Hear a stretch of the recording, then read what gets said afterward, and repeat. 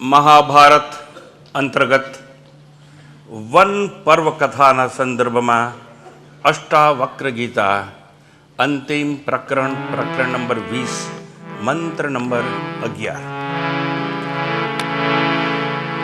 ક્વ માયા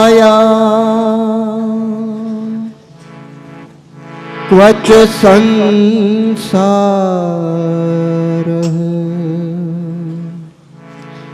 ક્વ પ્રીતિર વિરતિ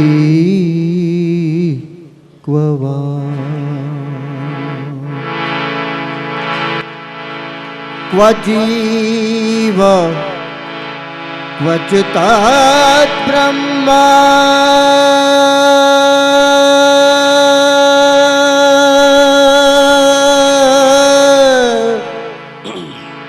ક્વ જીવ ક્વચ તત બ્રહ્મા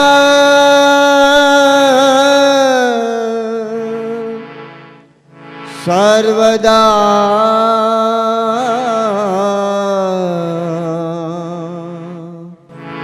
વિમલસ્ય મે સર્વદા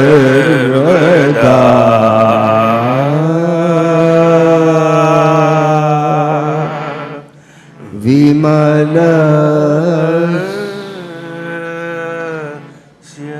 મે.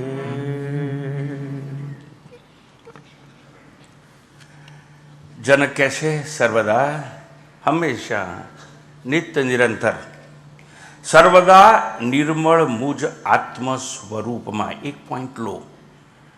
સર્વદા નિર્મળ મુજ આત્મ સ્વરૂપમાં.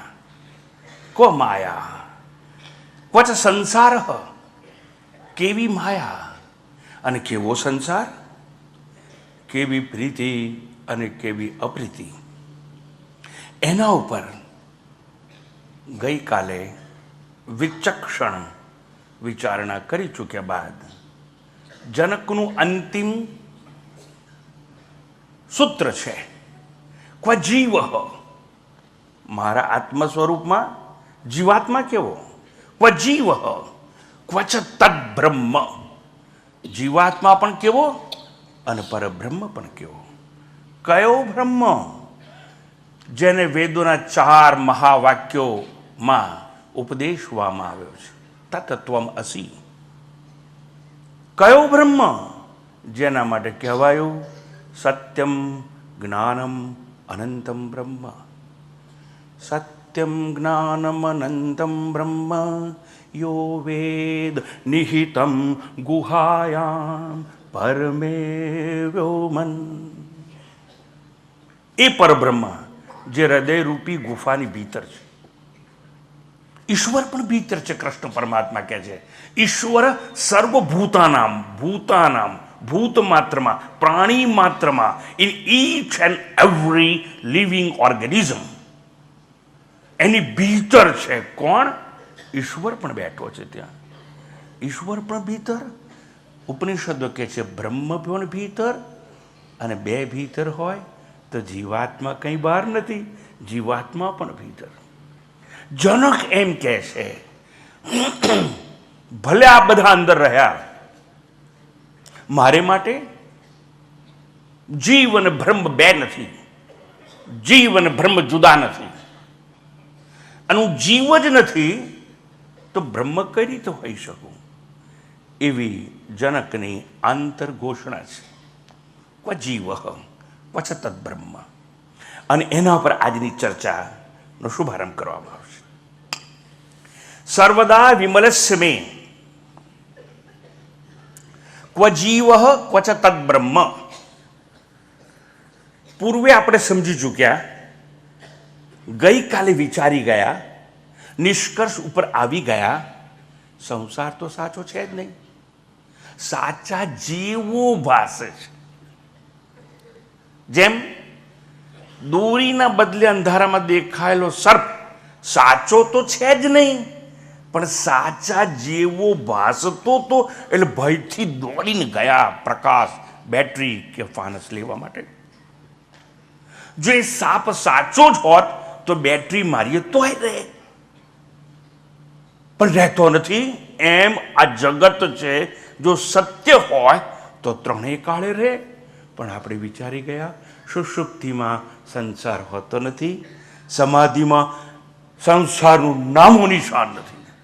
અને જો આત્મ સાક્ષાત્કાર કે જ્ઞાન થઈ જાય તો નરસિંહ કહે છે, જાગીને જોવું તો જગત દિશે નહીં. શંકરાચાર્ય કહે છે, જ્ઞાતે તત્વે કહ સંસાર. હવે તમને મેં પકડાવી દીધું, સંસાર છે જ નહીં, અને હોય તો સાચા જેવો ભાસે છે પણ સત્ય છે નહીં. કેવી રીતે? ક્ષિતિજ ઉપર જમીન અને આકાશ મળેલા છે એવું ભાસે છે પણ મળેલા હોતો નથી. રેલવે ટ્રેક આગળ જતા બે મિલન થઈ ગયું, બે પાટા મળી ગયા એવું ભાસે છે પણ મિલન થતું નથી. ચંદ્રમાં વધઘટ ભાસે છે પણ ચંદ્રમાં વધઘટ થતી નથી. સૂર્ય, ચંદ્ર અને પૃથ્વી એવી રીતે એક લાઈનમાં આવે કે પૃથ્વીનો પડછાયો, પૃથ્વીનો શેડો ચંદ્ર ઉપર પડવાથી એવું દેખાય છે. સૂર્યોદય ને સૂર્યાસ્ત હોતા જ નથી, પૃથ્વી ફરે છે એવું લાગે છે. સૂર્યમાં ઉદય થાય જ નહીં, પણ ઉદિત થતો ભાસે છે સૂર્ય. એટલે ભાસવું એમ આ સંસાર સત્ય જેવો સત્યવત ભાસે છે, પણ સંસાર સત્ય તો છે જ નહીં. હવે સાહેબ, આટલી લાંબી ચર્ચા બાદ હું એટલું જ કહેવા માંગુ છું, સત્ય જેવો ભાસે છે. અને સંસાર એટલે શું? Entire creation. And what is જીવાત્મા? જીવાત્મા is part and parcel of that great creation. જો સંસાર સાચો ના હોય તો જીવાત્મા સાચો કઈ રીતે હોઈ શકે?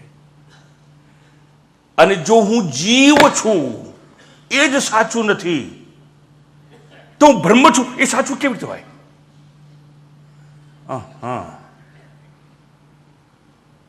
તો હું બ્રહ્મ છું સાચું કેમ ના હોય?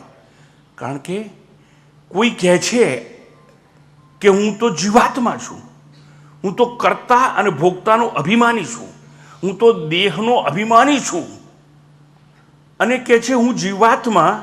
સાંભળજો બરાબર સાહેબ, કરેલા કર્મના ફળ ભોગવવા માટે ઉત્ક્રમણ કરું છું.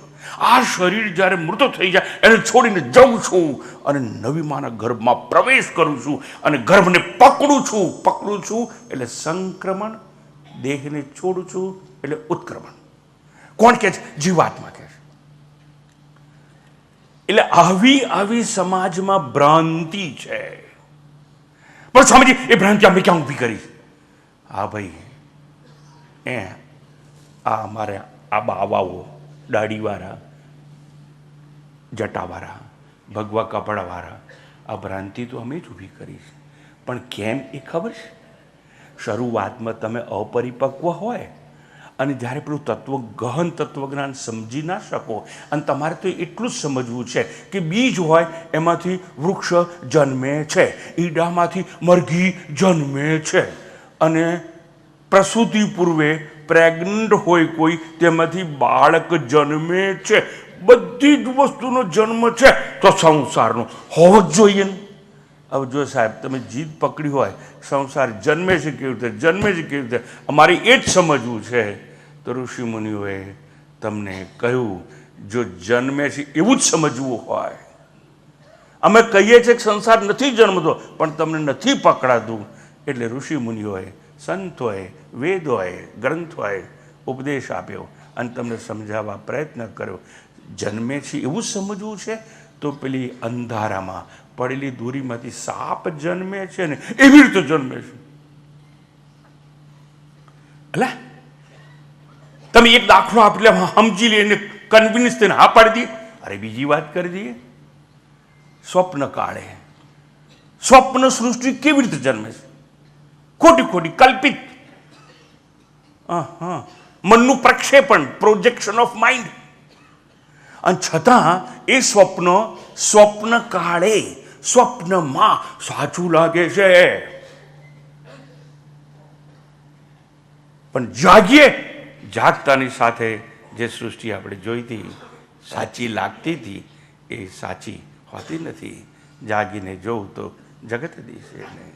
પણ સ્વપ્નમાં શું થયું? એક જ બેડરૂમમાં એક સાથે પતિ પત્ની સૂતા હતા અને પેલા પતિના નસકોરા બોલવા માંડ્યા અને પેલી બાપડી થાકી પાકીને આખા ઘરનું વૈતૃક કરીને, કારણ કે વૈતૃક કરવા જ લાગવાની હોય ને, એ પણ સૂઈ ગઈ. અને પેલો પતિ છે ને પહેલાં ઊંઘી ગયો અને સાહેબ એને સપનું આવ્યું અને સપનામાં વિઝા અને પાસપોર્ટ વગર ફ્રાન્સ પહોંચી ગયો અને મારો બેટો એફિલ ટાવર ચડતો હતો. કોણ? પતિ. ક્યાં? સપનામાં ફ્રાન્સમાં, પેરિસમાં એફિલ ટાવર ચડતો હતો અને ચડતા કંઈક વાત કરીને સ્લીપ જો જાગી ગયો. પણ જાગી જેવું એને લાગ્યું હું સ્લીપ થઈને પડી જઈશ એટલે આમ ત્યાં કઠેડા બઠેડા પકડવા લાગ્યો, આમ ખેંચવા લાગ્યો. એટલે પેલી ઉઠી, એ ચોટલો કેમ ખેંચો?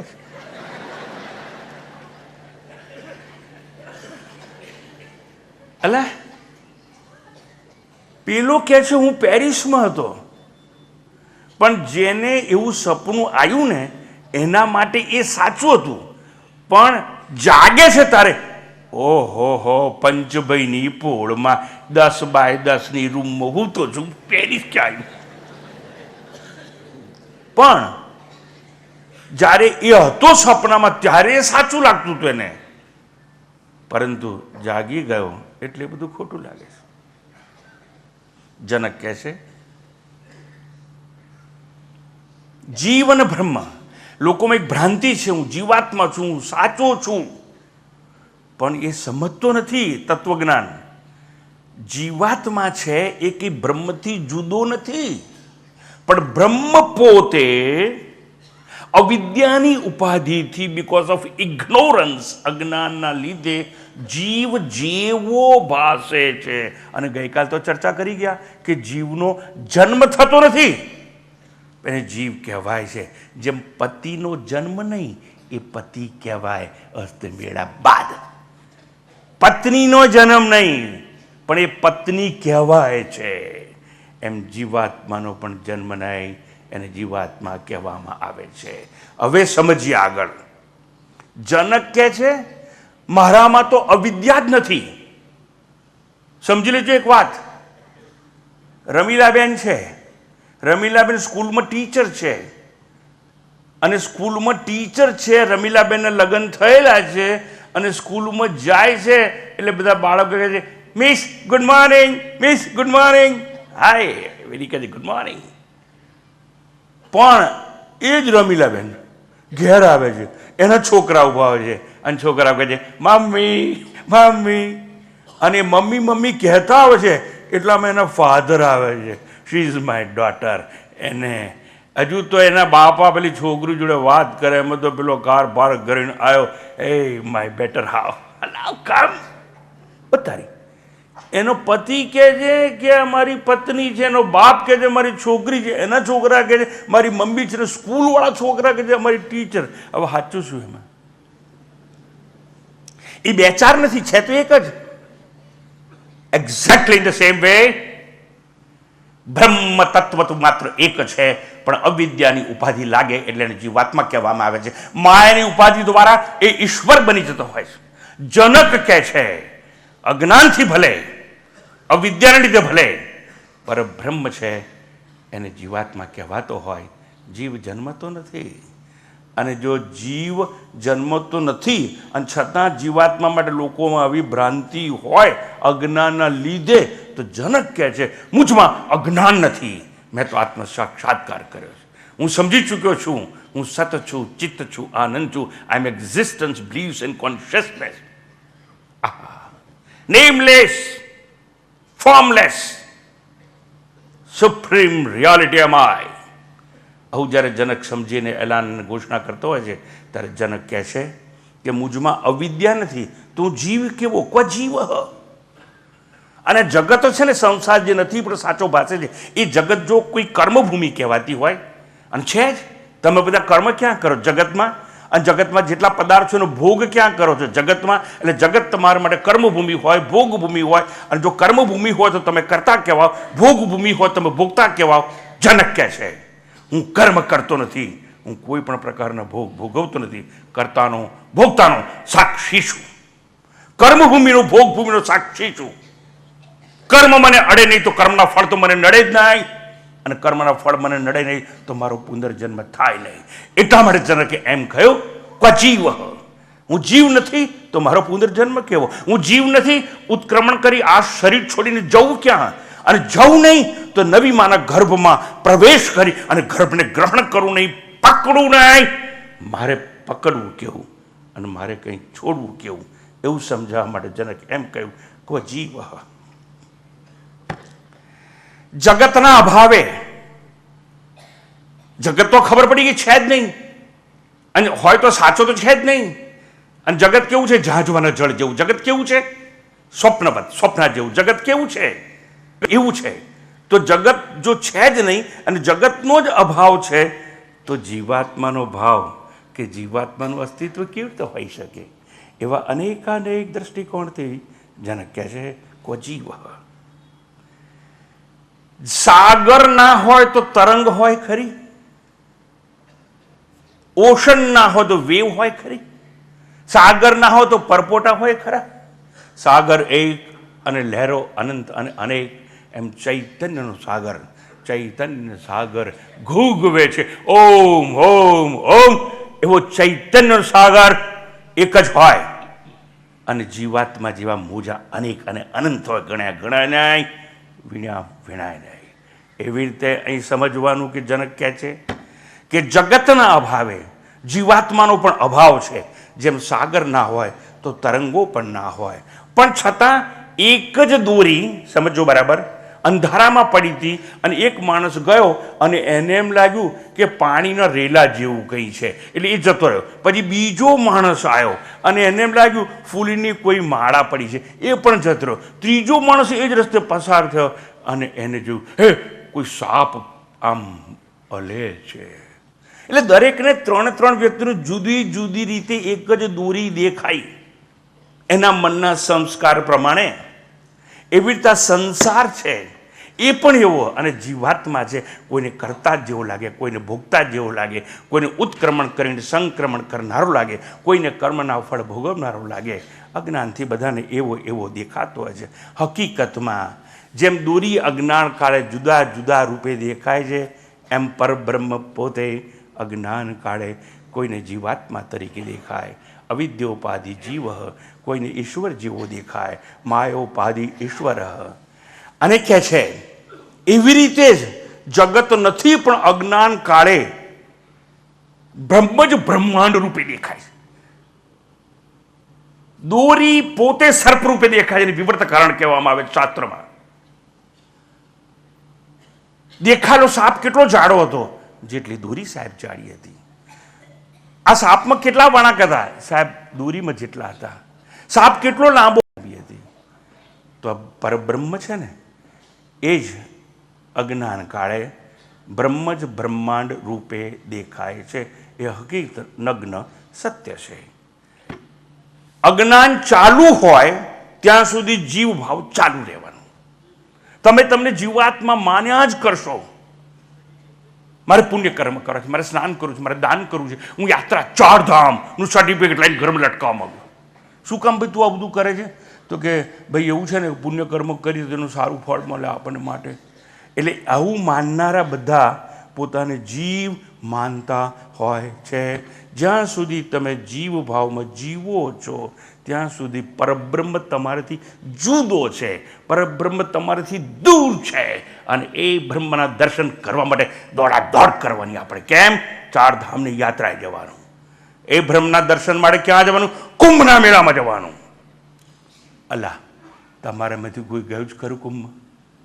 હે ભાઈ, નામ નથી દેતો, પણ એક બહુ મોટા મહાત્મા હતા અને બહુ પ્રખ્યાત. મને મળવાનું નિમંત્રણ મળ્યું, હું ત્યાં ગયો અને મને કે તદરૂપાનંદજી हमारा पेंडोल लगने वाला है कुंभ मेले में, आप भी पधारिए। मैं कह महात्मा जी, मैंने इतने पाप नहीं किए हैं, मेरे को कुंभ में जाना पड़ेगा। क्या तो हम सब पापी है? लू समझी क्यों महात्मा अब गर्म થઈ ગયા। मैंने आप लोग को मैं पापी नहीं कहता, मगर मैंने इतने पाप नहीं किए हैं कि मेरे को धोने के लिए वहां कुंभ में जाना पड़ता है। પછી मैंने कीधु कि हजारों लाखों की भीड़ होय અને અમુક મુહૂર્ત હોય, પાછું એ ટાઈમ જ લોકોને દોડા દોડ કરીને નાવું હોય, અને જે સશક્ત માણસ હોય ને એ નિર્બળને આમ ધક્કો મારે, આમ ધક્કો મારે, મારે બધું આગળ પહોંચી જાય। કેમ? બધાને એવું છે કે આ સમય નહીએ તો આપણું કલ્યાણ કંઈ બધું પતી જાય, એવું બધું હોય છે। પછી એવું થયું, 1 ઇંચ જગ્યા નથી હોતી, અને તમે જો કુંભમાં જવું ને સાહેબ, તો મોટરમાંથી તમારે કારમાંથી વ્હીકલમાં ઉતરી અને આ બધી ભીડ પાસે ઊભા રહેવાનું, એટલે પાછલા લોકો તમને ધક્કો માર્યા કરે, તમારે કશું કરવા નહીં, અને તમે ઠેઠ ગંગાના કિનારા સુધી પહોંચી જાઓ। હવે તમને ખબર પડી કે આજુબાજુ ઇંચની જગ્યા નથી, હે, અને આટલું ઠંડુ પાણી, તમે નાવ તો ખરા, પણ પછી કપડાં બદલો કેવી રીતે? પણ તમને કહું કે કહેલું ભાઈ ભીડ બહુ છે, પ્રજા ધોતિયું જોડે રાખજે, એટલે તમે ધોતિયું જોડે તો રાખેલું, પણ હવે ડૂબકી મારવી હોય ને તો ડૂબકી મારે તો જો ધોતિયું નહીં બદલવાનું હોય એ મારું બેટું પલળી જાય, એટલે તમે આમ નાક પકડ્યું, ધોતિયાને ઉપર રાખ્યું અને પડ્યા ભાઈ, ડૂબકી તો મારી, હવે તમારું મન ક્યાં છે? ધોતિયામાં। પરબ્રહ્મ ક્યાં હોય? એટલે કે શું કરે છે? ધોતિયું બચાવો અભિયાન, હરિયો ઉતારી જાય, ધોતિયું બચાવો અભિયાન। પણ આ બધી આપણે ભ્રાંતિમાં છે કે આપણે ખોટા કર્મ કર્યા છે અને જો પુણ્ય કર્મ કરીશું, પણ આવું કેમ તમે માનો છો? તમને ખબર છે કે તમે જીવાત્મા છો, માટે જનક કહે છે મારામાં અજ્ઞાન નથી, અવિદ્યા નથી। I am free from ignorance and that too હું નિરુપાધિક સત્ય છું, મારી કોઈ અવિદ્યા જેવી ઉપાધિ નથી, અને જો ઉપાધિ ના હોય તો હું જીવ નથી, અને જો જીવ ના હોઉં તો જીવથી જુદો બ્રહ્મ હોઈ શકે નહીં। પણ અજ્ઞાન ચાલુ છે ત્યાં સુધી જીવ ભાવ ચાલુ રહેવાનો, જ્યાં સુધી જીવ ભાવ છે ત્યાં સુધી બ્રહ્મ તમારાથી જુદો છે એવું તમે અનુભવતા રહેશો। જ્યારે અજ્ઞાનનો બાધ થઈ જશે ને, અજ્ઞાન જતું રહે ને, એટલે અવિદ્યા ચાલી જાય તો જીવાત્મા જ ના હોય, અને જો જીવાત્મા જ ના હોય તો દ્વૈત ના હોય, અને જો દ્વૈત કે બે જીવ અને બ્રહ્મ બે હોય જ નહીં તો હું એક જ છું, ચૈતન્ય છું। એ સંદર્ભમાં જનક કહે છે ક્વ જીવ ક્વચ તદ્બ્રહ્મ, જ્યાં સર્વદા વિમલસ્યમે, મુજ શુદ્ધ ચૈતન્ય સ્વરૂપમાં દેહ જ નથી, શરીર જ નથી, તો દેહી એટલે જીવાત્મા કેવો? દેહાભિમાની કર્તા કેવો? દેહાભિમાની ભોગતા કેવો? એટલે જીવ જ નથી તો જીવથી ભિન્ન બ્રહ્મ હોઈ શકે નહીં, પણ બ્રહ્મ જ અજ્ઞાન કાળે જીવ રૂપે ભાસતો હોય છે। જનક છે ને સાહેબ, આવી બધી સ્પષ્ટતા કરી અને અંતે જીવ અને બ્રહ્મનું મહાન તત્વજ્ઞાન આપણને સમજાવવાનો પ્રયત્ન કરે છે। આપણને સમજાવવા માટે એના ગુરુને પોતાની આંતર જે અનુભૂતિ છે એ અનુભૂતિને વાચા આપે છે જનક। ક્વ જીવ ક્વચ તદ્બ્રહ્મ, મુજ અભેદ જ્ઞાને, નથી જન્મ જીવનો કે નથી જન્મ બ્રહ્મનો, મારામાં પણ ભેદ નથી, ભેદ નહીં, અને જન્મ પણ મને નથી। જ્ઞાનના અભાવે એટલે અજ્ઞાન કાળે સાપેક્ષતા જન્મે છે, field of relative reality is taking place, અને મને એવું લાગે છે કે જીવ છે તો બ્રહ્મ જેવું કંઈક હોવું જોઈએ। અજ્ઞાન કાળે જે દ્વૈત દર્શન થાય છે, જીવ બ્રહ્મના ભેદનું સાહેબ સ્મરણ થાય છે। જનક કહે છે કોઈ જીવ છે એવી ભ્રાંતિ દૂર કરવા ઉપનિષદોને કહેવું પડ્યું તત્વમસી, તું બ્રહ્મ છે, પણ તમે માની બેઠા હતા હું જીવ છું એટલે એવો ઉપદેશ આપવો પડ્યો, બાકી જીવ અને બ્રહ્મ બે તો છે જ નહીં, બે જુદા તો છે જ નહીં। મુજમાં જીવની ભ્રાંતિ નથી, જનક કહે છે હું સ્વયં બોધ સ્વરૂપ છું, જ્ઞાન સ્વરૂપ છું, સત્યમ જ્ઞાનમ અનંતમ બ્રહ્મ, હું તો જ્ઞાન સ્વરૂપ છું। મુજ સાક્ષાત ચૈતન્યમાં જીવ અને બ્રહ્મની સાપેક્ષતા નથી, ફિલ્ડ ઓફ રિલેટિવિટી જેને કહેવાય એવું કંઈ હોઈ શકે નહીં। હવે સાહેબ મારે તો તમને સાદી રીતે સમજાવવું હોય ને, એટલે માટે કંઈ યુક્તિ તો કરવી જ પડશે, કારણ કે એક દિવસ કહી ગયો હતો આપણા આચાર્યો, આપણા સદગુરુઓ શ્રુતિનો સહારો લેશે, પોતાના જીવનની અનુભૂતિનો સહારો લે છે અને યુક્તિ લોજિક તર્કનો સહારો લઈને સમજાવતા હોય.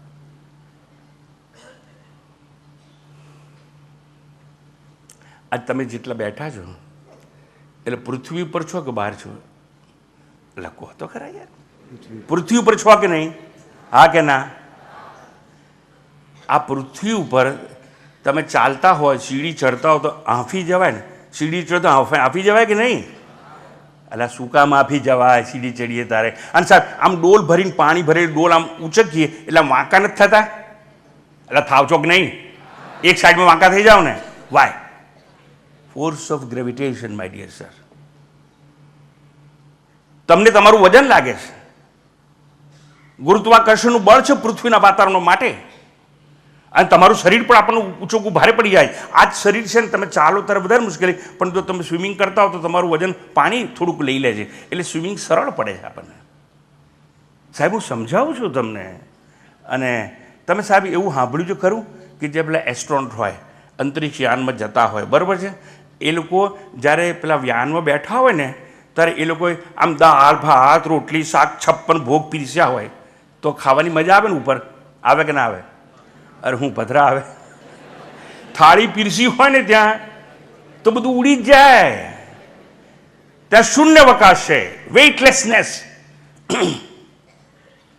ત્યાં તમને કોઈ આવી અને કે લો દાળ આપો, દાળ ઉડવા માંડે આમ. એટલે એ લોકોને ટૂથપેસ્ટ જેવું એમાં ખાવાનું ભરેલું હોય ને આમ પકડીને આમ ખાઈ શકે એવું આપવામાં આવે. અને એ લોકો પોતે પણ ઉડતા હોય અંદર, વજન રહિત સ્થિતિ. એટલે એવું સાંભળ્યું છે કે નહીં? કોઈ પેપરમાં વાંચ્યું કે નહીં? એટલે આ તો કોઈ યાર સિસ્ટમેટિક ગપ્પુ મારો. સારું, જો તમને ખબર હોય એવું કે વેઇટલેસનેસ, વજન રહિત સ્થિતિ નો અનુભવ પેલા એસ્ટ્રોનોટ એટલે જે અંતરિક્ષમાં જાય છે એ લોકો એવો અનુભવ કરે છે. હવે હું તમને કહું છું સાહેબ, તમારા ઘરની અંદર, તમારા ડ્રોઈંગ રૂમમાં કે તમારી બાથરૂમમાં તમારે એવો અનુભવ કરવો હોય કે વજન રહિત સ્થિતિ અને શાવર લેતા હોય તો ઊંચા થઈને શાવરમાં લટકી પડો. હું તમને કહું સાહેબ, તમારે અહીં પૃથ્વીના વાતાવરણમાં બેઠા બેઠા એવો અનુભવ કરવો થાય કે ના થાય? હે? ના જ થાય. કેમ? પૃથ્વીના વાતાવરણમાં જીવો છો એટલે એવો અનુભવ કરી શકો નહીં. જો એવો અનુભવ કરવો હોય વજન રહિત સ્થિતિનો તો જે આ સ્કાય છે ને, જે સ્પેસ છે, જે આકાશ છે, એના પછી ધક્કો મારીને રોકેટની મદદ ઉપર જવું પડે અને આઉટર સ્પેસમાં જવું પડે, અને જ્યાં આગળ વજન રહિત સ્થિતિનો તમે અનુભવ કરી શકો. એટલે ત્યાં ગયા વિના વજન રહિત સ્થિતિનો અનુભવ થાય નહીં. આટલું સમજાયું સાહેબ? એટલે આ તો કોઈ યાર. તો હવે હું એ જ કહું છું, તમારે જો એવો અનુભવ કરવો હોય, હું બ્રહ્મ છું, સત્યમ જ્ઞાનમ અનંતમ બ્રહ્મ, અથવા હું સચ્ચિદાનંદ આત્મા છું, એવો અનુભવ કરવો હોય તો જીવ ભાવ છોડી અને બ્રહ્મ ભાવમાં જવું પડે. સમજાય છે? જીવ ભાવમાંથી છૂટવું નથી. હું કરતા ભોગતા છું એ ભૂલવું નથી. પુણ્ય પાપ કરનારો છું એ ભૂલવું નથી. હું જન્મેલો છું, હેપી બર્થડે ટુ યુ મારો બેટો, હજી છૂટવું નથી. અને પછી મારે વજન રહિત સ્થિતિનો અનુભવ કરવો છે, અથવા હું બ્રહ્મ છું એવો અનુભવ કરવો છે. બ્રહ્માનુભૂતિ કેવી રીતે થાય? અદ્વૈતાનુભૂતિ કેવી રીતે થાય? અભંગાનુભૂતિ કેવી રીતે થાય? અભયાનુભૂતિ કેવી રીતે મળે તમને? ના મળે સાહેબ. એટલે જનક કહે છે ક્વ જીવ બ્રહ્મ ભાવમાં જો હું પ્રવેશ ના કરી શકું અને જો હું બ્રહ્મ છું એવું જાણી ચૂક્યો છું તો મારે જીવ ભાવ હોય જ નહીં. અને જો જીવ નથી તો સાપેક્ષતાના દ્રષ્ટિકોણથી કોઈ જીવ છે માટે આપણે બીજાને બ્રહ્મ કહેવું પડે છે. તો મારામાં જીવ નથી તો બ્રહ્મ પણ મુજમાં હોઈ શકે નહીં. એટલે જનક કહે છે ક્વ જીવ ક્વ ચ તદ્બ્રહ્મ. આવી આ જનકની વાત અદ્ભુત વાત છે. હું જીવ છું, યોની ભ્રમણવાળો છું, અલ્પજ્ઞ છું, કરતા છું, ભોગતા છું, એવી ભ્રાંતિનો બાદ કરવા માટે, એવી ભ્રાંતિને દૂર કરવા માટે ઉપનિષદે કહ્યું તત્વમસી, તું જીવ નથી, તું બ્રહ્મ છે, દેટ ધૌ આર્ટ. જો અવિદ્યોપાધિ જીવ છે તો નિરુપાધિક બ્રહ્મ પણ છે, અને બે જુદા છે. પણ જો જીવ નથી તો ભેદ નથી અને જુદું કોઈ હોઈ શકે નહીં. આવું બધું સમજાવવા માટે ઉપનિષદોએ કહ્યું બે તો છે જ નહીં, દ્વૈત તો છે જ નહીં. અને જો દ્વૈત હોય તો અજ્ઞાનમાં છે. અને ઉપનિષદે ઘોષણા કરી યત્ર હિ દ્વૈતમ ઇવ ભવતી, જ્યાં અજ્ઞાનમાં દ્વૈત જેવું ભેદ જેવું લાગે છે, યત્ર હિ દ્વૈતમ ઇવ ભવતી તદી તત ઈતર ઈતરમ જિઘ્રતિ, ત્યાં જ અન્ય અન્યને સૂંઘે છે. તદ ઈતર ઈતરમ પશ્યતિ, ત્યાં જ અન્ય અન્યને જુએ છે. તદ ઈતર ઈતરમ શૃણોતિ, ત્યાં જ અન્ય અન્યને સાંભળે છે. તદ ઈતર ઈતરમ અભિવદતિ, એટલે અન્ય અન્યનું અભિવાદન કરે છે. મનુતે એટલે અન્ય અન્યનું મનન કરે છે. વિજાનાતિ એટલે અન્ય અન્યને જાણે છે. અને ઉપનિષદ કહે છે યત્ર વા સર્વમ આત્મા એવ અભૂત, આત્મજ્ઞાન થઈ જાય અને સમજાઈ જાય કે ગાર્લેન્ડ છે, એક હાર છે, એમાં ચમેલીના, મોગરાના, ગુલાબના પુષ્પો અનેક છે, સુગંધ અનેક છે, પણ બધા જ ગાર્લેન્ડમાં હારમાંથી પસાર થતો દોરો તો એકનો એક જ છે અને એ દોરો જ મુખ્ય છે. એટલે આત્મા કે બ્રહ્મ તો એક છે, ભેદ હોઈ શકે જ નહીં. અને જે કંઈ છે એ બધું આત્મ સ્વરૂપ જ છે. આવું જેને સમજાઈ જાય, એકત્વનું ભાન થાય, અભેદનું ભાન થાય, અભંગાનુભૂતિ થાય, ત્યારે કોણ કોને સૂંઘે, કોણ કોને જુએ, કોણ કોને કહે આવો આવો પધારો પધારો. બોટાદ કર સુંદર વાત કરે છે. પધારો એમ કહેવાથી પધારે એ પધાર્યાના, નિમંત્રણ પ્રેમીને શાના, અનાદર પ્રેમીને શાનો. હજુ હું તું તણો, હજુ હું તું તણો રહ્યો છું દ્વૈત મત તુજને, હજુ હું તું તણો રહ્યો છું દ્વૈત મત તુજને. ક્ષમાની યાચના તે ક્યાં, ક્ષમા કરનાર કો બીજો. દ્વૈત છે જ નહીં. એટલે જનકને આ જ વસ્તુ આપણને સમજાવી છે. અવિદ્યોપાધિ જીવ હોય તો નિરુપાધિક બ્રહ્મ છે. અને જો તું સત્ય છે, નિત્ય છે, અજર છે, અમર છે, મુક્ત છે, ચૈતન્યમય છે, જ્ઞાન સ્વરૂપ છે, કાળ મુક્ત છે, એવો બોધ પ્રદાન કરવો હોય, એવું જ્ઞાન આપવું હોય, એને કહેવામાં આવે છે કે સત્યમ જ્ઞાનમ અનંતમ બ્રહ્મ. તું સત્ય સ્વરૂપ છે, જ્ઞાન સ્વરૂપ છે, અનંત છે. અને તેજો બિંદુ ઉપનિષદ એક ધડાક્યા વસ્તુ આપણને સમજાવી દે છે. બ્રહ્મૈવ સર્વમ ચિન્માત્રમ, જે કંઈ છે એ ચૈતન્ય સ્વરૂપ જ છે. સર્વ કંઈ બ્રહ્મ જ છે, ચૈતન્ય માત્ર છે. જે બ્રહ્મને જાણી જાય છે ને એ પોતે જ બ્રહ્મ બની જતો હોય છે. બ્રહ્મવેદ બ્રહ્મૈવ ભવતી, એટલે બ્રહ્મનો જ્ઞાતા બ્રહ્મ બની જતો હોય છે. જગતની કોઈ યુનિવર્સિટીમાં, કોઈ વિદ્યાશાખામાં ક્યાંય આવું જ્ઞાન આપવામાં આવતું નથી. જગતમાં જે જ્ઞાન આપવામાં આવે છે યુનિવર્સિટીઓમાં એને કહેવાય પ્રત્યક્ષ જ્ઞાન, direct knowledge. Otherwise it must be indirect knowledge, એટલે અનુમાન ગમ્ય જ્ઞાન. અને ભારતે એવી ખોજ કરી, એવી શોધ કરી જે પ્રત્યક્ષ પણ ના હોય, પરોક્ષ પણ ના હોય, અપરોક્ષ જ્ઞાન. વાહ વાહ. અને જ્યારે એવું જ્ઞાન થઈ જાય, અપરોક્ષ જ્ઞાન, જેનું ગઈકાલે અપરોક્ષાનુભૂતિ ગ્રંથનું આપણે વિમોચન કર્યું અંગ્રેજીમાં, એ અપરોક્ષાનુભૂતિ જેને થઈ જાય એ કહી શકે મેં બ્રહ્મને જાણ્યો છે, પણ બ્રહ્મથી જુદો રહીને નહીં, બ્રહ્મથી દૂર રહીને નહીં, હું જ બ્રહ્મ છું. Brahm is not far away from me. There is no physical distance in time, in space between me and that Brahman. બહુ અદ્ભુત જનકની વાત છે, પણ આપણને સાહેબ સમજાતી નથી. અંતિમ સૂત્ર જનકનું લઈ જનક કહે છે હું શરીર જ નથી ને, તો આ શરીરનો અભિમાની જીવ ક્યાં? નથી હું દેહ કે દેહી, નથી દેહાદિકો મારા. લગન લાગી બલા ભાગી, શિવોહમ બ્રહ્મરૂપોહમ. લગન લાગી બલા ભાગી, શિવોહમ બ્રહ્મ રૂપો હમ નથી નથી હું હું દેહ કે દેહી નથી દેહાદિકો મારા. જનક કહે છે મારામાં જીવ નહીં તો દેહ નહીં તો કરતા નહીં તો ભોગતા નહીં કર્મ નહીં ફળ નહીં, અને ફળ ભવિષ્ય મળે તો મારો પુનર્જન્મ નાય. આ બધાથી હું મુક્ત છું. ક્વ જીવ ક્વ ચ તદ બ્રહ્મ. આવી રીતે જનકની અદ્ભુત વાત ઉપર આપણે થોડો વિચાર કર્યો, અને એ જ સંદર્ભમાં હવે આગળ જઈએ છે મંત્ર 12.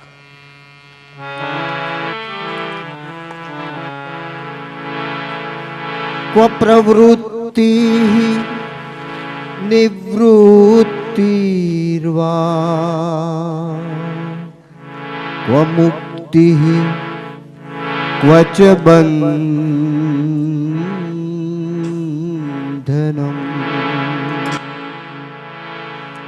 क्व प्रवृत्ति निवृत्तिर्वा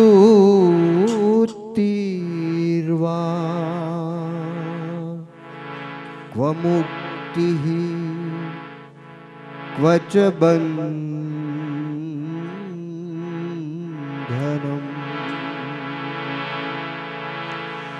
कुटस्थ निर्विभागस्य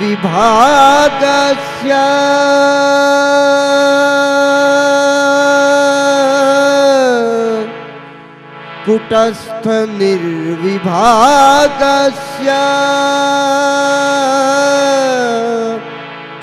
स्वस्थस्य मम सर्वदा स्वस्थस्य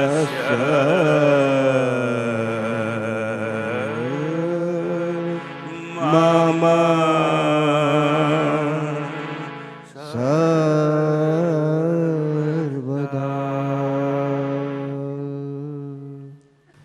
સર્વદા કૂટસ્થમ.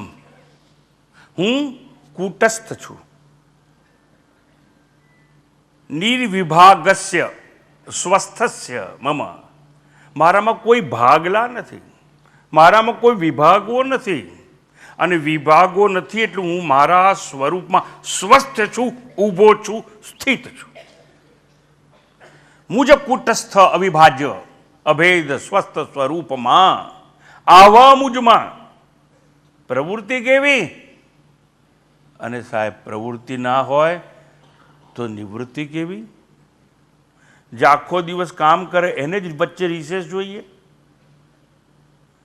ના ના, અમે બી સગવડ કરી, તમારે કંઈ કરવાનું તમે ખાટલામાં હુઈ રહો, અમે છે ને તમને ખાવાનું આપીશું, અને તમે હુતા રહો, અમે તમને પાણી પીવડાવીશું, અને હુતા રહો, બેડ પેન મૂકી આલીશું, એટલે તમારે ઉઠવાનું જ નહીં, વધારે કંટાળી જવાય. અરે પગારે આપીશું, શેનો પગાર આપશો? હુવાનો. બહુ મુશ્કેલી થાય સાહેબ. રિસેસ ક્યારે એન્જોય કરી શકીએ? જ્યારે આપણે કર્મ કર્યું હોય, અને કર્મ કરીએ એટલે થાકી તો જવાય જ, અને થાકની બે અસર થાય. ઇફેક્ટ ઓફ જેને કહેવાય કે થાક અને કંટાળો, ફટીગ, કંટાળો આવે, ફટીગ એન્ડ બોર્ડમ, એની અસર ઊભી થાય આપણા શરીરમાં. એટલે જો સૂતા રહીએ તો ઓર મુશ્કેલી પડે આપણને. આ જનક એમ કહે છે કે મારામાં પ્રવૃત્તિ જેવું કંઈ નથી, તો પછી મારે નિવૃત્તિની જરૂર ક્યાં? આપણે બધાને રિટાયરમેન્ટ જોઈએ છે. અને સાહેબ ના ના, મેં કોઈ દાડી ઈચ્છા નથી કરી. અલ્લા, તે ઈચ્છા નહીં કરી હોય ને તો સરકાર તને કાઢી જ મૂકશે. સરકારનો કાયદો છે, અમુક વર્ષ થાય એટલે તમને નોકરીમાંથી કાઢી મૂકે. હવે તમે કામના નથી. મારે સાહેબ આવા પ્રોબ્લેમ બહુ ફેસ કરવા પડે. અહીંથી છૂટું એટલે કેટલાય લોકો મળે, સ્વામીજી મારે છે ને તમારા આશ્રમમાં આવી જવું છે. એટલે ભાઈ હાજો હારો તો ગવર્મેન્ટે નક્કી કર્યું કે તું કામ કરવાના લાયક નથી, રિટાયર થાય તને 10 વર્ષ થઈ ગયા, નક્કામો સમાજ માટે, ઓફિસ માટે, સરકાર માટે નક્કામો થઈ ગયો. મારે આશ્રમમાં આવું છું. એટલે પહેલાં આવું હતું ને, યુવાન હતો તારે, એ વખતે કોઈ નથી આવું. જનક કહે છે મારામાં કોઈ અપેક્ષા નહીં, મારામાં કોઈ વાસના નહીં, મારામાં કોઈ સંકલ્પ નહીં. કર્મનો સંકલ્પ જ નથી. એટલે પણ હું કર્મ કરું કઈ રીતે? હું શરીર તો છું નહીં. હા, હું કર્મેન્દ્રિય તો છું નહીં, સ્થૂળ કર્મ તો કરું નહીં. તો જ્ઞાનેન્દ્રિય પણ નથી એટલે ભોગતા પણ નથી, કર્મેન્દ્રિય નથી એટલે કરતા નથી. એટલે જનક એમ કહે છે, જો હું કર્મેન્દ્રિય નહીં, હું જ્ઞાનેન્દ્રિય નહીં, અરે અવયવવાળો નહીં, અરે હું શરીર જ નહીં, એટલે હું જન્મ્યો જ નથી, એટલે હું તો દ્રશ્ય જ નથી, તો મારે પ્રવૃત્તિ કેવી? અને જો પ્રવૃત્તિ નથી તો મારામાં નિવૃત્તિ સંભવી શકે નહીં. વાહ ક્વ મુક્તિ ક્વચ બંધનમ. હવે આ વાત તમને બહુ ગમશે. જનક કહે છે મને બંધન જેવું જ લાગતું નથી, તો મારે મોક્ષની શું જરૂર? અરે સ્વામીજી, જનકને કહેવું કે અમે તો મોક્ષ માટે જ આવીએ છીએ ને. તમારી વાત સાચી, તમારે મોક્ષ જોઈએ છે ને, એટલા માટે તમારે મોક્ષ જોઈએ છે. મોક્ષ શું છે તમને ખબર નથી. એટલે સ્વામીજી અમે લોકો એટલા મૂર્ખ છે કે જે અમને ખબર નથી એની જ માંગણી કરીએ છીએ. હવે એ તો મારથી કહેવાની, નિર્ણય તમારે કરતા રહેવાનો, પણ સાંભળતા રહેવાનું. જનક એમ કહે છે હું બંધનમાં નથી એટલે મારે મોક્ષની અપેક્ષા કે આવશ્યકતા છે નહીં. એ કહે છે ક્વ મુક્તિ ક્વચ બંધનમ. મારે મુક્તિ પણ કેવી અને બંધન પણ કેવું. હવે આના પર આપણી વિચારણાનો શુભારંભ થાય. જનકે કહ્યું કૂટસ્થ છું. હવે કૂટસ્થ સંસ્કૃત શબ્દ છે, હું જરા સમજાવી દઉં. એમાં બે શબ્દોનું જોડકું છે, કૂટમ અને છે સ્થઃ. બે વસ્તુ છે. આ કૂટમ એટલે શું? કૂટમ, કૂટ એટલે એરણ. હવે પાછું મારે તમને એ સમજાવવું પડે એરણ એટલે શું. એટલે કદાચ ચંપલ બંપલ તૂટ્યું હતું કે નહોતું તૂટ્યું? નાના સામે જાવ તો નવો જમાનો આવી ગયો. શું જમાનો આવી ગયો? એવરીથિંગ થ્રો અવે. એટલે અમારું ચંપલ તૂટી જાય તમે ફેંકી દે છે. ભાઈ તમારો જમાનો બરાબર.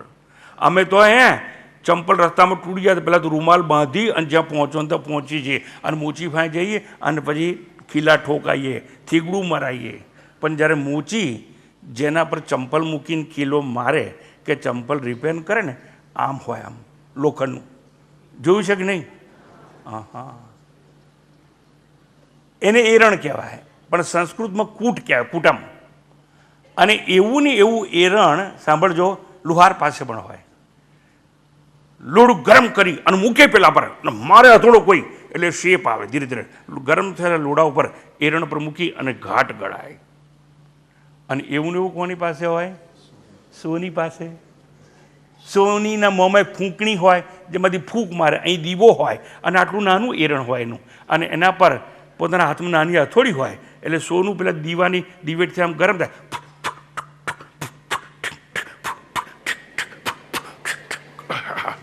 આમ ઘાટ ઘડતો જાય. કોણ? સોની. મારે શું સમજાવું છે? એરણ એક એવી વસ્તુ છે, એરણના આધારે ઘાટ ઘડાય પણ એરણમાં કોઈ પરિવર્તન થાય. એરણ હું છું કોણ? જનક કહે છે આઈ એમ સબસ્ટ્રેટમ ઓફ એન્ટાયર યુનિવર્સ. હું સર્વાધાર છું. મારા આધારે બધું ઘડાય પણ મારામાં કોઈ પરિવર્તન થાય નહીં. એરણ કહે છે મારા આધારે ઘાટ ઘડાય પણ હું પોતે ફેરફાર કે પરિવર્તનને પ્રાપ્ત કરું, હું ઘડાતો નથી. એટલે નરસિંહને કહેવું પડ્યું ઘાટ ઘડિયા પછી નામ રૂપ જૂજમાં. મારે એ સમજાવવું છે સાહેબ કે અહીંયા જનક એમ કહે છે સર્વદા કૂટસ્થમ. હું તો હંમેશા કૂટસ્થ છું, એરણ છું. હિન્દીમાં કહેવાય નિહાય, અંગ્રેજીમાં કહેવાય એનવિલ. એનવિલ હિન્દીમાં નિહાય, ગુજરાતીમાં એરણ. ગમારે જે નામ આપવું હોય એ આપો. કૂટસ્થ એટલે એરણ છે, અપરિવર્તનશીલ છે, અફર છે, અવિકારી છે. એરણના આધારે ઘાટ ઘડાય છતાં એરણમાં કોઈ પરિવર્તન આવે નહીં. જનક એમ કહે છે કે હું અફર આત્માધિષ્ઠાન છું એરણ જેવો. મારા આધારે જ દ્રશ્ય પ્રપંચમાં, પિંડ અને બ્રહ્માંડમાં એટલે દેહ અને આ જગતમાં સંસારના મારા આધારે દ્રશ્ય પ્રપંચમાં, પિંડ અને બ્રહ્માંડમાં, વ્યક્તિ અને વિરાટમાં, જીવ અને જગતમાં પરિવર્તનો થાય, વિકારો થાય, પણ હું અફર રહું છું. I M ચેન્જલેસ entity. હું અપરિવર્તનશીલ સત્ય છું. સ્વામીજી બધી મોટી મોટી વાતો કરો છો, બૂમો પાડી પાડી. સમજાય તો કે આ હિરણ એટલે શું, અપરિવર્તન એટલે શું સમજાય દઈએ સાહેબ? હું અહીં સ્ટેજ ઉપર બેઠો ને, મારા પહેલાં કોઈ સંગીતકારો હતા કે નહીં, બેઠા હતા કે નહીં, એટલે હતા કે નહીં? અને એના પહેલાં બપોરનો કોઈ કાર્યક્રમ, તમે હાજર નહીં હો પણ બપોરનો કોઈ કાર્યક્રમ હતો અને સવારના પણ કોઈ કાર્યક્રમ હતો. એટલે શું થયું? એક્ટરો, એક્ટ્રેસીસ, આ રંગમંચ છે ને એના પર જે બધા અભિનેતાઓ છે ને, અભિનેતાઓ આવે અને ચાલ્યા જાય, પણ સ્ટેજ અહીંનું જરા કેમ કહે છે હું તો છું ત્યાંનો ત્યાં જ છું, મારામાં કોઈ ફેરફાર થતા નથી. જેમ આ સ્ટેજ છે બદલાતું નથી, પણ અભિનેતાઓ આવે છે અને જાય છે. સ્વામીજી નથી સમજાતું. તમારા ઘરમાં પૂજાનો રૂમ છે કે નહીં? હા, પૂજાના રૂમમાં કેટલા ફોટા? અરે બધા દેવ દેવતાના ફોટા રાખીએ છીએ. કેમ? જો અંબાજી ખુશ ના થાય તો કાળકાજી થાય, અને કાળકાજી ના થાય તો કૃષ્ણ થાય, અને કૃષ્ણને ખોટું લાગે તો રામ થાય, અને રામને ખોટું લાગે તો હનુમાન તો ગદા લઈને ઊભો જ હોય. અને સવારને ઉઠીને બધાને ચોંડા કરીએ છીએ, બધા ભગવાનના ફોટા રાખ્યા.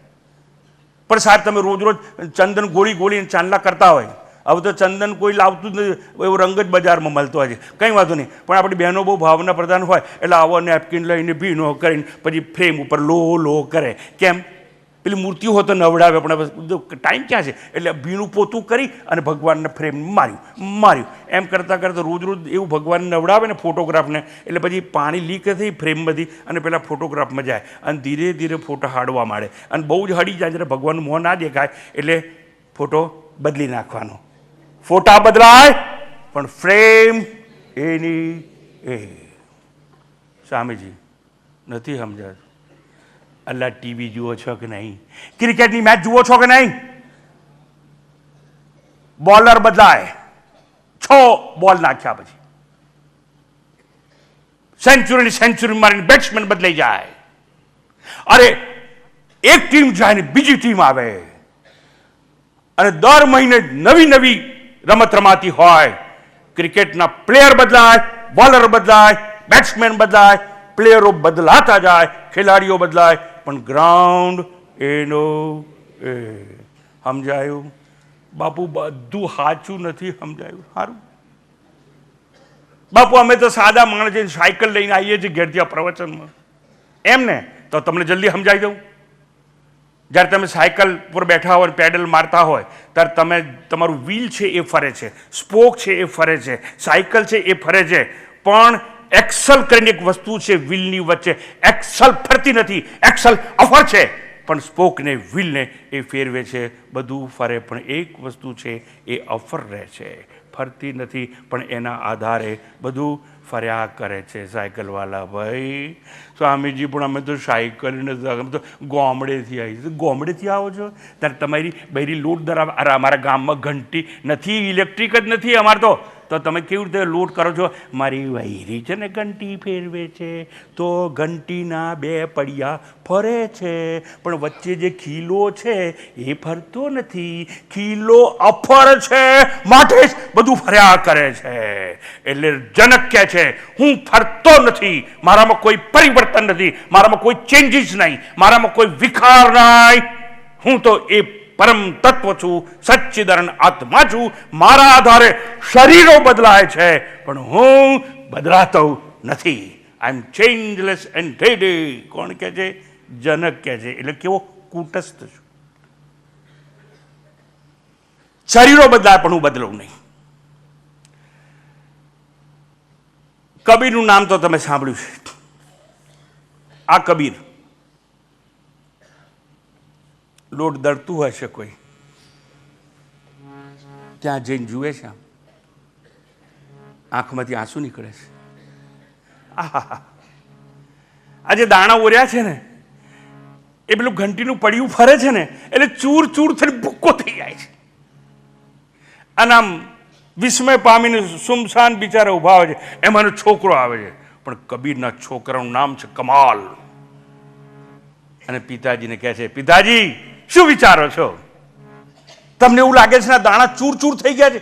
પણ એક વસ્તુ સમજાવું, વચ્ચે પેલો ખીલો છે ને, જે ઘઉંનો દાણો, જે ચોખાનો, જે દાળનો દાણો પેલા ખીલાને અડીને રહે છે, એને કંઈ થતું નથી. વાહ વાહ વાહ! અજર અમર અફર જે આત્મા છે એને વળગીને જે રહે છે એનું કંઈ થતું નથી. બસ ઘંટીને બે પડ્યા એટલે શું? ઘંટીને બે પડ્યા એટલે નીચે છે રાત અને ઉપરનું પડ્યું દિવસ. રાત અને દિવસ કાળ ચક્રની અંદર આપણે બધા પીસાઈએ છીએ. પણ જે પેલું નથી ફરતો ખીલો એ પરમ તત્વ છે. જનક કહે છે હું સર્વાધાર છું. I M સબસ્ટ્રેટમ of entire universe. અને એને જે પકડીને રહે છે એનો બેડો પાર થઈ જાય છે અને એને કંઈ જ થતું નથી. જનક કહે છે એવો જો અવિનાશી તત્વ હું હોઉં તો મારામાં પ્રવૃત્તિ કેવી અને મારામાં નિવૃત્તિ કદાપી હોઈ શકે નહીં. જનક કહે છે હું અફર અધિષ્ઠાન છું, અપરિવર્તન છું, અગતિ સ્વરૂપ છું. I am motionless, I am stand still. My dear sir, you can see aeroplane in the sky, but you are able to perceive motion and movement because sky or space is steady and stand still. વિમાનની ગતિ દેખાય છે કારણ કે આકાશ અને વિમાન એક જ ઝડપે જતા હોય તો ગતિનું ભાન જ ના થાય. આત્મા અગતિશીલ છે. જનક કહે છે મારામાં કોઈ ગતિ નહીં, હું ક્યાંય જતો નથી, ક્યાંયથી આવતો નથી. એ તો અવિદ્યા અને અજ્ઞાનના કારણે જે માનતું હોય કે હું જીવ છું એ કરેલા કર્મના ફળ ભોગવવા માટે આ શરીર છોડે, ઉત્ક્રમણ કરે, નવા શરીરને પ્રાપ્ત કરે, સંક્રમણ કરે. આ બધા ભાઈઓ બહેનોને કહું છું, તમારા સ્વજન જો તમારાથી વિખૂટા પડ્યા હોય અજ્ઞાનમાં ના રહેશો. કોઈ તમને છોડીને ગયું નથી, તમને છોડીને કોઈ જઈ શકે એમ નથી. તમે ને તમારા પતિ બે છો એવું માનતા નહીં. આત્મતત્વ તો એકનું એક છે. પણ જો નાટકની અંદર જેમ પાત્રો બદલાય ને એમ તમે આજથી બધા સમજી લેજો પાત્ર બદલવાનો તો વારો આવશે.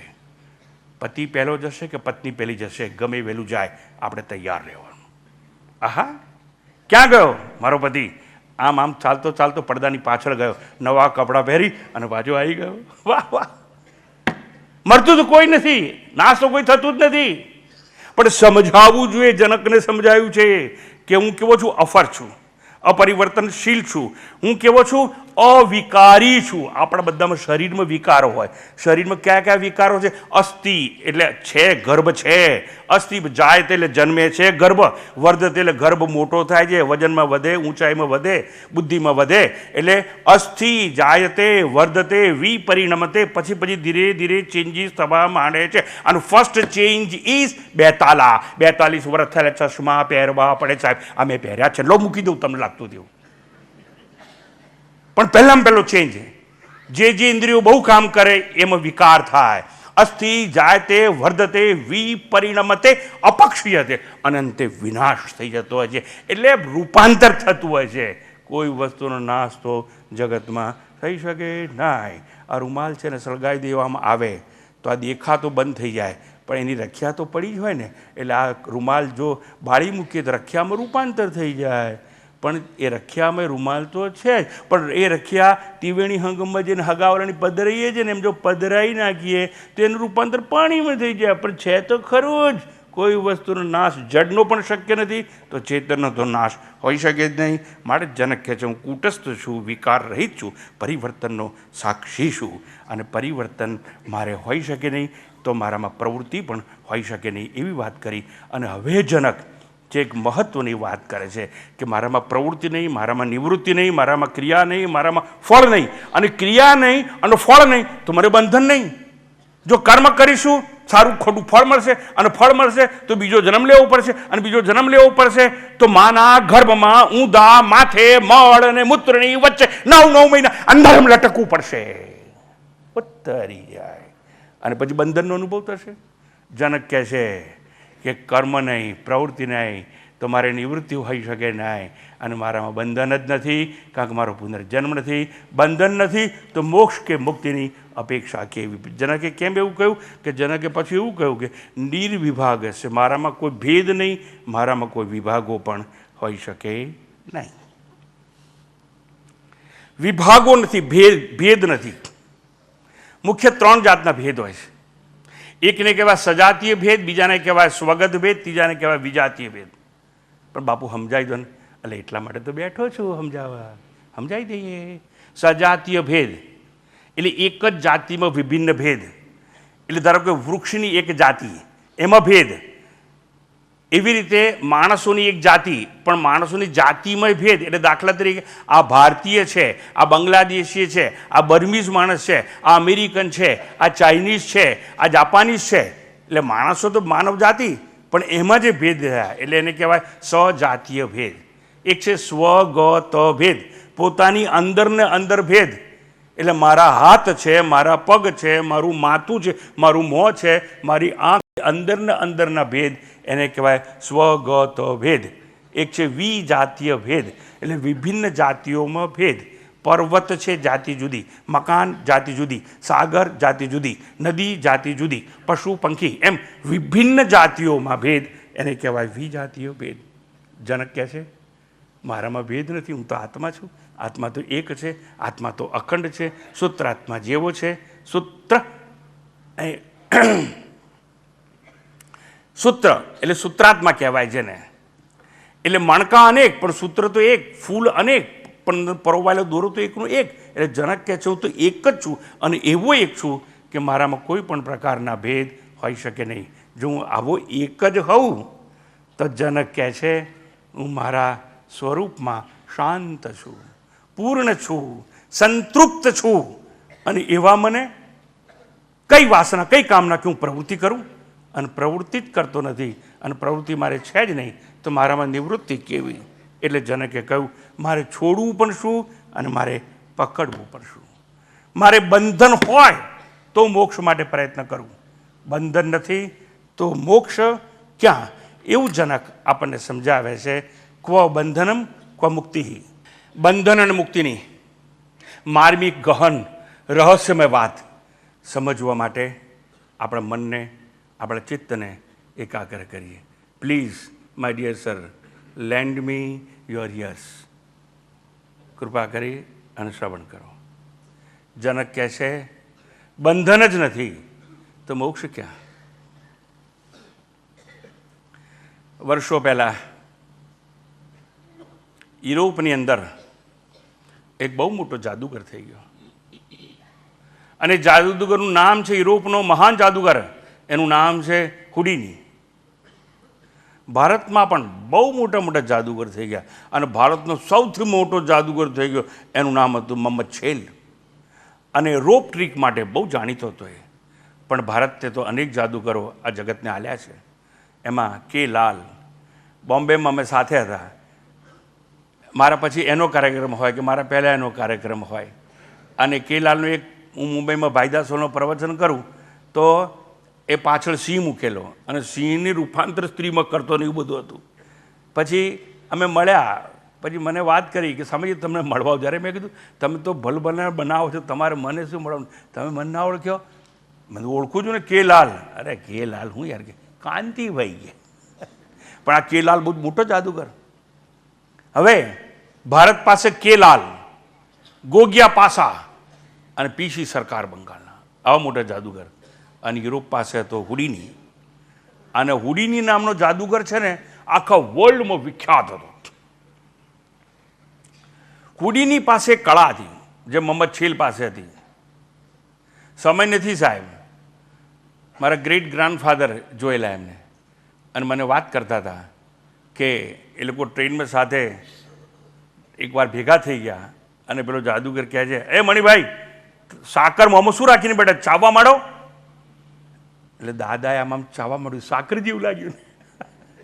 આ મહાન જાદુગર છેલ. હું સમજાવવા એ માગું તમને કે આ હુડીની એટલો મોટો જાદુગર હતો કે એને સાંકળે બાંધી દેવામાં આવે, એક પેટીમાં પૂરી દેવામાં આવે, એ પેટીને તાળું મારવામાં આવે, અને પેટી આખી દરિયામાં નાખી દેવામાં આવે ને તો 3-4 મિનિટમાં એ પેટી તોડી કરી અને સ્ટેજ ઉપર હાજર થઈ જતો. આવો મહાન જાદુગર હુડીની, યુરોપનો જાદુગર હતો એ. આ હુડીની એક વાત કહી અને આપ સૌને અહીંથી રજા આપીશું. આ હુડીની, એનો એક મોટો શો ઇટાલીમાં યોજાયેલો. ઇટાલીની અંદર બહુ મોટો શો થયો હુડીનીનો, અને સ્ટેજ ઉપર સૌની જેમ આમ જેમ માનવ મહેરામણ ઉભરાયું છે એમ બધા પ્રેક્ષકોની વચ્ચે એને સાંકળે બાંધવામાં આવ્યો. સાંકળે બંધાઈ ગયો હુડીની, એને પેટીમાં પૂરવામાં આવ્યો, એ પેટીની બહાર તાળા મારવામાં આવ્યા, અને પછી એક રૂમ છે એમાં એને લોક કરી દેવામાં આવે છે. અને જાદુ એવો હોય કે આટલું બધું કર્યું હોય છતાંય સ્ટેજ ઉપર હાજર થઈ જાય. થાય છે એવું.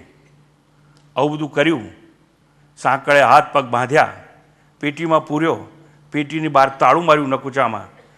એવું એ શો કરતો હતો આવો. પછી એક નાની રૂમમાં બંધ કર્યો અને હવે બધા લોકો રાહ જુએ છે કે બધું તોડીને કેવી રીતે બહાર આવે છે. 10 મિનિટ થઈ, 15 મિનિટ થઈ, 25 મિનિટ થઈ. શાંત પ્રેક્ષકો આપ સૌ બેઠા છો એમ સૌ બેસી રહેલા, પણ બહુ વાર થઈ એટલે અંદર પ્રેક્ષકોમાં ચળવળાટ થયો. કોઈ કહે છે કંઈક થયું લાગે છે, કંઈ ગરબડ છે, એમ બધા લોકો ચિંતામગ્ન બની ગયા. કોણ? પ્રેક્ષકો, પ્રયોજકો, આયોજકો, દર્શકો ચિંતામગ્ન. જરૂર કોઈ અમંગળ ઘટના ઘટી છે ભાઈ. કલાકો વીત્યા. હવે તો બધા લોકોને થયું ચલો પાછા જઈએ, ભલે જે થવાનું થાવ, આ શો આપણે જોવો નથી. અને લોકો વિચાર કરે, એમાં આયોજકે વિનંતી કરી કે 10 મિનિટ થોભી જાઓ. અને બધાના આશ્ચર્યની વચ્ચે લાંબા સમય બાદ હુડીની થાકેલો, લોથફોથ થઈ અને રંગ મંચ ઉપર હાજર થાય છે અને કહે છે માફ કરજો, મને કોઈએ દગો દીધો છે, મારી નિષ્ફળતા માટે કાવતરું કોઈ રચવામાં આવ્યું છે.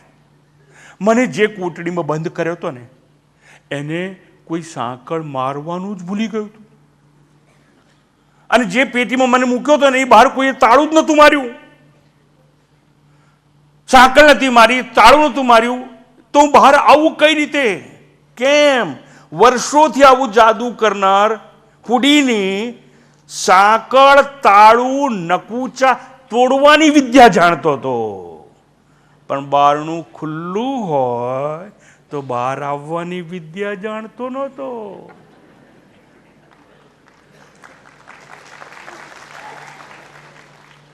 કંઈ જ ના હોય, તાળું ના હોય, સાંકળ ના હોય, એવું કશું બહારનું ખુલ્લું હોય તો કેવી રીતે આવવું એવું એ શીખ્યો નહોતો. અને માટે હુડીની નામનો મહાન જાદુગર જીવનમાં એકવાર ઇટાલીની અંદર નિષ્ફળ ગયો. તમને યાદ હોય તો કયા જાદુગરની વાત કરી? કયા જાદુગરની નામ શું બોલ્યો હું?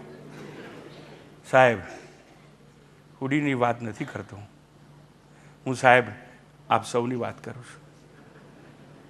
જ્યાં બંધન જેવું કંઈ છે જ નહીં અને એ બંધનને તોડવાના અને બંધનમાંથી મુક્ત થવાના આ પ્રયાસ આપણે કરી રહ્યા છીએ. ક્યાં છે બંધન? તમે તમને શરીર માનો છો, માન્યતા તમારી કે હું જન્મેલો છું અને જન્મેલો છું, શરીર છું, ઇન્દ્રિય છું તો ભોગનું બંધાન, મન છું તો વાસનાનું બંધાન, હું શરીર છું તો મોતનું ભયનું બંધાન. જે ક્ષણે તમને સમજાઈ જશે હું શરીર નથી, બંધન ક્યાં છે? અને તો જીવનભર પ્રયત્ન કરી રહ્યા છો. હું બધાને પૂછું તો નિખાલસ કબૂલ કરવું પડશે. મોક્ષ મેળવવા માટે આવીએ છીએ, મુક્તિ મેળવવા માટે આવીએ છીએ, અમારે મુક્તિ જોઈએ છે. અલા, પણ વિચાર કેમ ના કર્યો કે બંધન જેવી વસ્તુ તો છે જ નહીં. તમે તમને શરીર માનો તો બંધન છે.